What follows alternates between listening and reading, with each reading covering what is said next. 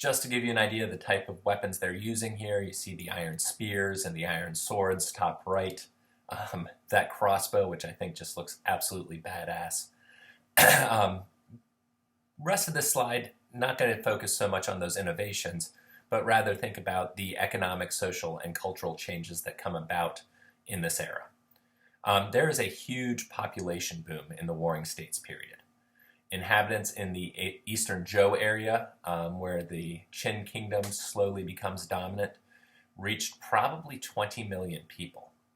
More people means that you need more fuel, more food, which means that lots of trees are cut down, lots of erosion from fields, lots of animals are hunted to extinction. And because of this, a lot of people from North China move south, and they focus on making wetlands more arable, something that we saw in the last lecture.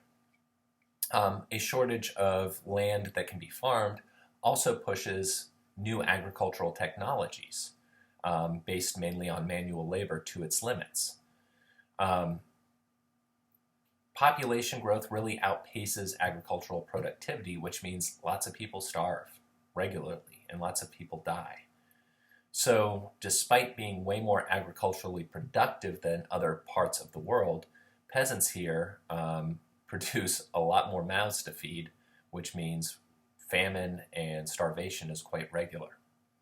Long-term economic result of this is a decline in the standard of living for most Chinese. This is kind of towards the end of the Warring State period. And this leads to the development of some economic changes.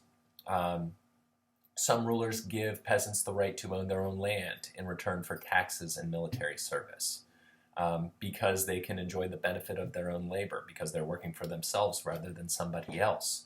Their productivity increases. The increased militarization of the Warring States actually helps infrastructure. To move a military, you need roads.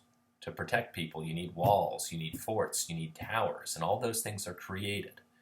That military organization segues really well into public projects, like canals for water storage, dikes for keeping water from flooding fields, draining fields to bring that territory into more ability to plow it.